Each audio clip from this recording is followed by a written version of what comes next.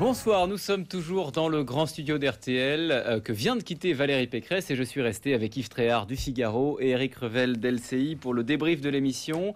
La Grèce qui est au bord de la rupture avec la zone euro, les attentats, il y avait une actualité très lourde pour ce grand jury. Comment est-ce que vous l'avez trouvé, Valérie Pécresse ? Bon, je l'ai trouvé plutôt assez à l'aise parce que ce sont des sujets, somme toute, qu'elle maîtrise assez bien. Elle a fait preuve d'imagination pour ce qui est de la lutte contre le terrorisme. On va en parlera. parler. Et sur la Grèce, c'est un sujet qu'elle connaît puisqu'elle a été ministre du budget. Et donc, elle est assez là-dessus, elle est assez carrée. Et je dirais que elle est assez cynique aussi, d'une certaine façon. On va revenir sur, si vous l'avez trouvé cynique, on va revenir tout à l'heure après le premier extrait. Oui, moi j'ai trouvé qu'elle avait un ton un peu d'union nationale. Vous voyez, elle était grave, solennelle évidemment sur les attentats, mais on le verra aussi, elle n'a pas fait de la polémique politicienne. Alors bon, il y a la gravité du moment avec l'attentat qu'on a subi en Isère, et puis il y a peut-être aussi le fait, on en reparlera aussi, qu'elle est en campagne électorale et que pour gagner une région qui est historiquement à gauche, il faut plus un positionnement sans doute centriste que QMP de droite, enfin républicain de droite. Alors, premier extrait de ce grand jury, on a demandé à Valérie Pécresse à propos des attentats si notre législation était réellement adaptée, puisque on se demande s'il y a encore des choses à faire. Depuis les attentats de janvier, énormément de choses ont été faites. On a une nouvelle loi renseignement, on a un certain nombre de mesures de protection des sites sensibles qui ont été prises. Ça n'a pas empêché l'attentat de vendredi. Que peut-on faire de plus? Question posée à Valérie Pécresse. Écoutez-là, elle a une position précise, une proposition précise, le partage de renseignements. À la suite des événements de janvier, j'avais souhaité une grande loi de protection globale. La loi renseignement, les lois antiterroristes s'inscrivent dans ce contexte et je les ai votées. Donc évidemment, la loi renseignement va produire ses bénéfices. On a pris la mesure d'un certain nombre de sujets, comme notamment le fait de contrôler mieux les sites internet. Maintenant, c'est pas ça le sujet qui me tracasse. Ce qui me tracasse, c'est que finalement, les renseignements, on les a. On les obtient. On ne sait pas les utiliser. Que se passe-t-il une fois qu'on a ces renseignements? Est-ce que les personnes font vraiment l'objet d'un suivi est-ce qu'il y a assez de moyens? Peut-être que c'est une question de moyens, mais je ne crois pas que ce soit seulement une question de moyens. Vous savez, je me demande, je vais poser une question. Est-ce que les maires des communes dans lesquelles se trouvent des personnes qui sont signalées par les services de renseignement ne devraient-ils pas l'être?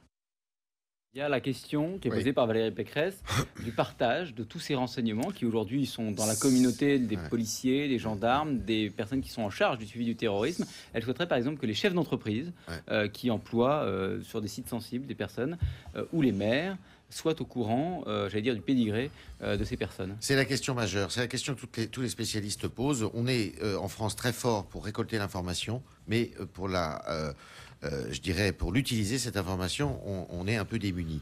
Et alors là, elle fait une proposition très forte qui risque de se heurter, d'une part, à tous ceux qui sont sensibles à la préservation des droits de l'homme et aussi, elle risque de se heurter, évidemment, aux législations et à la Constitution et aux principes fondamentaux de la République, qui fait qu'on ne partage pas les informations comme ça. À quel titre un chef d'entreprise pourrait avoir accès à tout sur votre vie? Oui, parce que pareil pour un élu. Si on pousse la logique jusqu'au bout, oui. Éric, une personne qui ferait l'objet d'un signalement à un moment donné pourrait finalement voir son accès au marché de l'emploi considérablement limité. Oui, ça pose la question. Alors en même temps, est-ce que dans ce pays, on n'est pas prêt à franchir, peut-être pas tout, mais regarder de plus près ces questions, parce que on ne peut pas à la fois demander plus de résultats aux forces de l'ordre, aux renseignements, pour éviter de subir des attentats aussi dramatiques et aussi abominables, et en même temps, pas y laisser un petit bout de cette liberté. Mais ça, ce qu'elle dénonce aussi, c'est le maillage administratif et le cloisonnement des services, parce qu'on est fort en renseignement, mais il y a un tel cloisonnement aussi dans les services, ça a été construit comme ça, notamment au ministère de l'Intérieur, ou dans le maillage administratif, qu'en fait, l'information, elle peut rester sur la table du chef du bureau et pas aller plus loin. Il y a deux questions sur lesquelles elle a été relativement imprécise. D'abord, la question des moyens, parce qu'on lui a demandé quand même comment est-ce qu'on faisait pour suivre les 2 à 3 000 personnes qui sont soupçonnées de mener des activités potentiellement terroristes. Elle n'y a pas répondu, là c'est sans doute parce qu'elle est ancienne ministre du budget et qu'elle sait le coût que ça représenterait. Et puis, autre question, est-ce qu'on doit fermer les mosquées salafistes? C'est peu dire qu'on lui a posé beaucoup la question à plusieurs reprises et elle n'a pas été totalement claire. Ce que je vous propose, c'est de réécouter cet extrait parce que nous-mêmes, on se demandait si on avait compris la même chose. On va l'écouter et on en parle après. Nous devons être totalement ferme vis-à-vis des menaces de haine. Si une menace de haine est proférée dans une mosquée française, effectivement, il faut prendre des mesures contre cette mosquée. Mais là encore, je vous le dis, faites attention. Nous avons aujourd'hui des Français musulmans, de confession musulmane ou de culture musulmane. Nous devons absolument les emmener avec nous. Donc elle ne l'a pas dit. Elle n'a pas dit qu'il fallait fermer les Elle allait mosquées. pas On le lui a dire. posé la question à plusieurs reprises. Elle ne l'a pas dit. Alors, elle l'a pas dit, je pense aussi pour des raisons quand même qui sont en partie électorales. Elle est en campagne électorale. Il y a 12 millions de franciliens. Il y a énormément de personnes de confession musulmane dans la région et qu'elle veut gouverner. Et donc, et là, elle marchait sur des œufs. Elle a dit, d'ailleurs, elle a eu un message quand même assez œcuménique où il faut emmener les gens avec soi, il faut rassembler. Mais elle n'a pas dit, voilà, il faut fermer des mosquées, par exemple, en Île-de-France, alors qu'on sait très bien qu'il y en a une trentaine qui sont qui pratiquent des discours un peu limites. Et il y a d'ailleurs un point sur lequel elle aurait pu être polémique, vous le faisiez remarquer au tout début de ce débrief, Eric, guerre de civilisation, disait ce matin Manuel Valls. Oui, c'est ce qu'avait dit Elle ne reprend Nicolas pas, Sarkozy c'est il ce y a qu'avait dit quelques d'ailleurs années, et Nicolas toute la gauche lui était tombée dessus. Ouais, et elle, pour le coup, ne reprend pas à son compte ce terme de guerre de civilisation. Elle dit guerre de la barbarie contre la civilisation. C'est pour ça que je parlais de ton d'unité nationale, sauf à reprendre l'argument d'Yves, c'est-à-dire elle est en campagne aussi électorale, donc il faut qu'elle fasse attention à ce qu'elle dit. Simplement sur les mosquées salafistes, il y a aussi des arguments pour les maintenir ouvertes qu'on connaît bien, c'est-à-dire que l'islam fondamentaliste, il est d'autant plus contrôlable qu'il est dans des mosquées qui ont pignon sur rue et non pas dans des salles illégales où on ne sait pas ce qui se dit. Et quand on surveille les prêches des imams dans ces mosquées salafistes, eh bien on peut davantage écouter ce qu'ils disent que si on ferme ces mosquées salafistes et où les prières se font ailleurs. Alors on a parlé de la Grèce évidemment avec Valérie Pécresse. On était intéressé d'entendre l'avis de l'ancienne ministre du budget qui était là au début de la crise grecque, en 2011 notamment. Question sur la démocratie, parce qu'on entend beaucoup chez les Grecs, mais aussi chez nous, cette référence à la démocratie, parce qu'après tout, les Grecs ont voté pour un programme. L'Europe cherche à imposer, à travers ce bras de fer, des mesures qui vont à l'encontre du programme d'Alexis Tsipras. Où est la démocratie? Question posée à Valérie Pécresse. Si la démocratie, c'est je vous prends votre argent et puis je vous dis ciao, bye bye, ça ne s'appelle pas la démocratie. Voilà, elle est claire, elle est du côté des 18 membres de la zone euro qui négocient avec la Grèce. Je disais tout à l'heure qu'elle a eu un propos assez cynique, l'adjectif était un petit peu fort sans doute, sur la Grèce. En gros, moi ce que j'ai vu et ce que j'ai entendu entre ces mots, c'est que si la Grèce devait faire défaut et devait quitter l'euro, pour elle, ça ne serait pas un problème majeur.